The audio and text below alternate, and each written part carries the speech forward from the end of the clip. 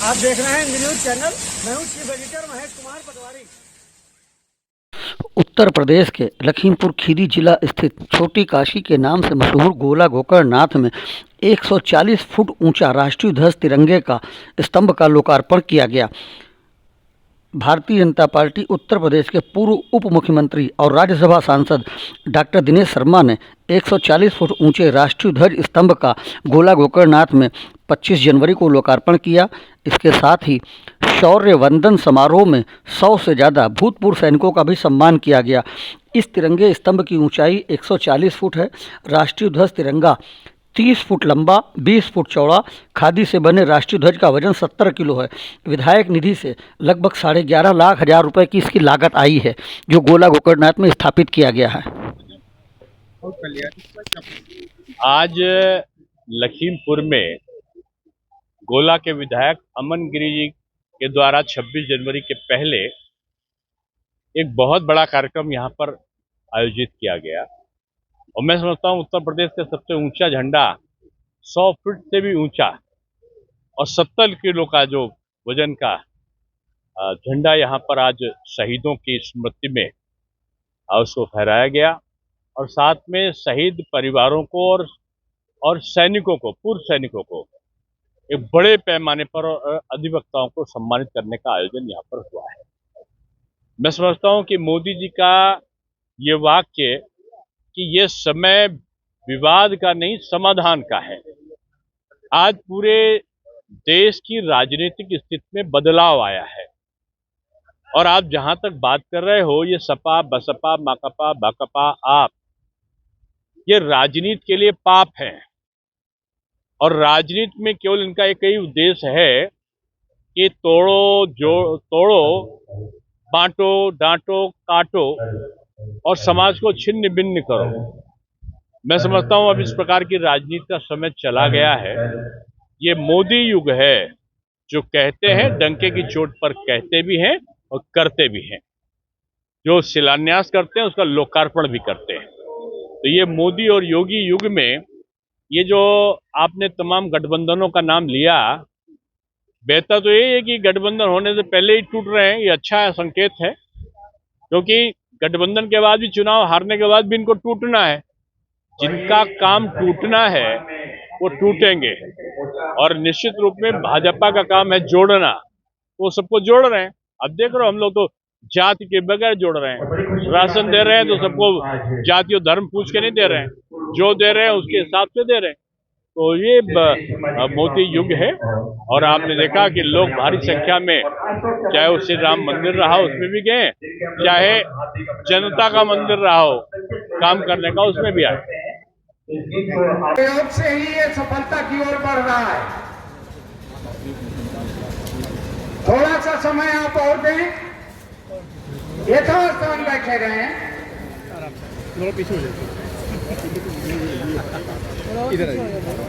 उन्होंने जाति में नहीं बांटा। कल कर्पूरी ठाकुर जी को उन्होंने भारत रत्न दिया है। कर्पूरी ठाकुर जी वैसे तो जाति से अति पिछड़ा थे, लेकिन समाज उत्थान के लिए उन्होंने पूरे बिहार में नहीं पूरे भारतवर्ष में काम किया था, उनको दिया गया है। हम अभिनंदन करते हैं प्रधानमंत्री का। लेकिन लोग कौन है? वो बांटो डांटो काटो छाटो, राज्य करो, ये अंग्रेज की नीति थी और यही नीति को अंग्रेजों के बड़े प्यारे प्यारे कांग्रेस के लोगों ने आजादी के बाद अपनाई। पहले कभी जाति का नाम किसी ने सुना था क्या? ये कुछ समय, कुछ 100 वर्षों की पूर्व की जाति बनाई गई। आपने किसी ऋषि को सुना था कि ये श्रीवास्तव है, ये शर्मा है, ये मिश्रा है? कभी सुना था किसी ने? नहीं सुना था। वो महर्षि रविदास भी हुए तो महर्षि वाल्मीकि भी हुए।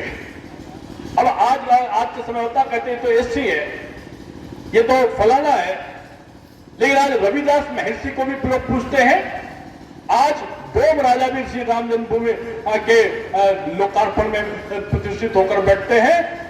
तो इमामों के जो समूह है, उसके पूरे भारत का जो अध्यक्ष है इमाम, वो भी इमाम साहब भी जाकर श्री राम जन्मभूमि मंदिर के निर्माण के समय वहां पर बैठकर गवाह बनते हैं उस इतिहास के साक्ष्य के। यही मोदी राज्य है, जो देश का है वो मेरा है, जो देश का नहीं है वो किसी का नहीं है, और जो किसी का नहीं है उसको रहने का अधिकार नहीं है। ये सपा बसपा माकपा भाकपा, ये आप ये पाप, ये कहां कहां की क्रिया और कर्म। आज मुझे एक में भी रास्ते में देख रहा था एक वीडियो, आदरणीय अरविंद केजरीवाल जी बोल रहे थे कि मेरी नानी ने कहा है कि वहां पर राम मंदिर मत बनना चाहिए, नहीं बनेगा, वहां पर कुछ और बनवा दो, स्कूल बनवा दो, पाठशाला बनवा दो, धर्मशाला बनवा दो, और वहां पर किसी को नहीं जाना है। और आज उनका एक वीडियो आ रहा था, सभी को वहां पर जाना है, रामलला के दर्शन करना है, हम बसों को भिजवा देंगे, हम तैयार होंगे। वही उत्तर प्रदेश जहां आधी मेट्रो चली थी, आज 6 मेट्रो यहां पर काम कर रही हैं। वही उत्तर प्रदेश जहां पर कट्टा और गोला बारूद बनाने के लिए लोग आरोप लगाते थे, आज उन स्थानों पर आज तो बुंदेलखंड बदला है, वहां पर ब्रह्मोस मिसाइल बनने जा रही है, वहां डिफेंस कॉरिडोर बन रहा है। आज वही नोएडा जहां पर आज दिल्ली के हवाई अड्डे से भी बड़ा जेवर में आज उत्तर प्रदेश में हवाई अड्डा एशिया का सबसे बड़ा हवाई अड्डा बन रहा है। आज वही उत्तर के लिए विरोध करने लगा, थाने के अंदर घुसकर कनपटी में गोली लगाकर उसको मार दी गई। जियाउल हक को मार दिया गया। सामने से माफिया काली पट्टी बांधकर स्टैंड गन लेकर अवैध जब निकलता था, तो चाहे वो हिंदू हो, चाहे वो मुसलमान हो, सिख हो या ईसाई हो, उसको लगता था सामने ना पड़ो, कहीं कोई और ना हो जाए। वही माइक के लाल आज पता चला, आज एक पुलिस का छोटा सा कांस्टेबल डंडी लेकर पहुंच जाता है तो माफिया का पूरा परिवार आज घर के अंदर बैठकर है, वो कहता है कि हम अपराध नहीं करने वाले, हमारे से कोई संबंध नहीं है। पहले उनकी सवारी निकलती थी, अब स्वर्ग की सवारी निकल जाती है। अब सीधे नहीं, अब 3 ही काम होता है, या तो अपराध छोड़ दो, या उत्तर प्रदेश छोड़ दो। अगर उत्तर प्रदेश भी नहीं छोड़ा तो ऐसी जगह छोड़ना पड़ेगा जहां से लौटना मुश्किल है। अब ये उत्तर प्रदेश कानून वाला प्रदेश है। इस उत्तर प्रदेश में संविधान का काम करता है। अब जानो, मोदी जी ने भी श्री राम जन्मभूमि मंदिर के निर्माण बड़ी बातें कही। रसा के राष्ट्रपति को ये हिंदुस्तान का जहाज आ रहा है, मेरे जहाज आने के बाद वहां से गाड़ियां तैयार हैं जिन पर तिरंगा लगा होगा, जिनके माथे पर तिरंगा होगा, जिनकी आवाज में भारत माता की जय होगी, उन पर गोली नहीं चलनी चाहिए। यूक्रेन का राष्ट्रपति कहता है मोदी जी नहीं चलेगी, रूस का राष्ट्रपति कहता है मोदी जी नहीं चलेगी, आपका झंडा लगा होना चाहिए। 10,000 से ऊपर भारतीय जो फंसे हैं उनको लेने के लिए बारी बारी से बसें निकलती हैं, बारी बारी से वहां पर गाड़ियां कारें निकलती हैं, ऊपर लगा हुआ झंडा है वो भारत का तिरंगा है, बोल रहे हैं भारत माता की जय, और सैनिक उनको सल्यूट किए हुए, यूक्रेन का भी उनका दुश्मन रशिया का भी सैनिक उनको सल्यूट करता हुआ और भारत के लोग निकल रहे हैं। पाकिस्तानी भी अपनी जान बचाने के लिए भारत की गाड़ी पर चढ़ जाते हैं, बांग्लादेशी भी चढ़ जाते हैं, अमेरिका के भी चढ़ जाते हैं। जो भारत माता की जय बोलने से इतराज करता हुआ था वो अपनी जान, पाकिस्तान का नागरिक भी भारत की गाड़ियों पर बैठकर भारत की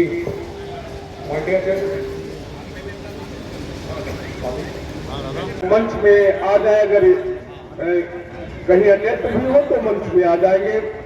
आदरणीय श्री सुरेश चंद्र 100 फीट से अधिक ऊंचाई पर गोला के प्रवेश द्वार नानक चौक पर सेवाओं में डॉक्टर चिकित्सा कर रहा है, जो जिस क्षेत्र में काम कर रहा है विशिष्टता के साथ वही सैनिक है। लेकिन देश की रक्षा, जिनको मैं बहुत पारिवारिक परिदृश्य में जिनके साथ हम सब लोग मिलकर काम करते थे, भारतीय जनता पार्टी के रीढ़ थे वो आदरणीय रामकुमार वर्मा, उनके छोटे भाई, उनके पुत्र सृजन जी तो उनके छोटे भाई हैं, पुत्र, इनकी सभा में भी मैं गया था और जहां जहां मैं इत्तेफाक थी कि 100 में 100 नंबर में पाया था। जिन सभाओं में मैं गया वो सीट जीती जरूर थी, इसलिए हम ऐसे हमारे शशांक वर्मा आज निश्चित रूप से वैसे ही काम कर रहे हैं जैसा राम कुमार जी करते थे। और मैंने बहुत प्रशंसा सुनी कि नगर अध्यक्ष ये हिंदुस्तान में आते थे तो भीख मांगते हुए कटोरा लिए हुए एक गरीब भिखारी की फोटो लेते थे, उसके बाद जाते थे तो वो भूख से तड़पते हुए बच्चे की फोटो लेते थे, फिर जाते थे वो लाइन पे हाथ में लोटा लिए सड़क के किनारे बैठे हुए लघु शंका करते हुए लोगों की फोटो लेते थे, डॉक्यूमेंट्री बनाकर वो प्रसारित करते थे कि ये भारत है, ये इंडिया है, और वो गरीब भारत की फोटो दिखाते थे। अमेरिका में हिंदुस्तान का नौजवान पढ़ने के लिए जाता था तो उसको बोलते थे इन भूखे नंगे हिंदुस्तानियों से बचकर रहो, कहीं ऐसा ना हो ये हमारा भोजन खा जाए। लेकिन अब 9 साल में जब मोदी युग का विद्यार्थी अमेरिका में, ब्रिटेन में कहीं जाता है तो अमेरिका का राष्ट्रपति तो कहता है इन ब्रिलियंट स्कॉलर, ये बुद्धिमान हिंदुस्तानी बच्चों से बचकर रहो, कहीं ऐसा ना हो ये हमारे अमेरिका के बच्चों का ये रोजगार एम्प्लॉयमेंट छीन ले। बदल गया है।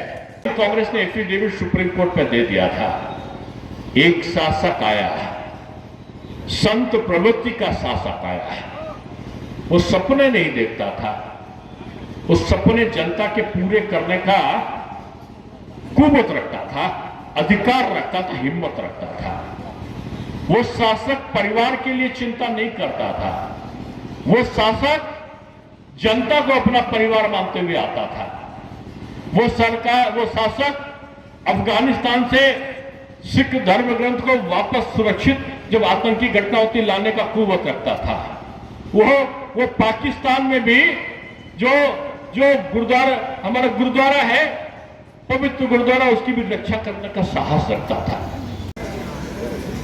गोपाल मिश्रा, त्रिलोकीनाथ, मनोज, पुष्प कुमार दीक्षित ने कर दिया कमाल।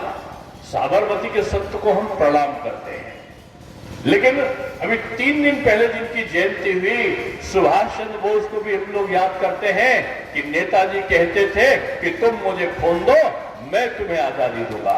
हम उन भगत सिंह को भी याद करते हैं, जो चंद्रशेखर आजाद और बटुकेश्वर दत्त को भी याद करते हैं, उस अशफाकुल्ला खां को भी याद करते हैं, उन ठाकुर रोशन सिंह को भी याद करते हैं, उन अब्दुल हमीद को भी याद करते हैं, उन रामकृष्ण खत्री को भी याद करते हैं, जिन्होंने अपने तरीके से देश को आजाद कराने की कोशिश की और अंग्रेजों से कहा कि बापू, आप कहते हो कि अंग्रेज एक गाल पर झापड़ मारे, दूसरा गाल आगे कर दो, हम अहिंसा का रास्ता अपनाएंगे। उन्होंने बापू को प्रणाम करते हुए कहा कि बापू, ये अंग्रेज बड़े धूर्त हैं, ये ऐसे आसानी से नहीं मारेंगे, ये अगर एक गाल पे झापड़ मारे तो दूसरे मुक्के से उनका जबड़ा तोड़ दो, तभी ये यहाँ से भागने वाले हैं।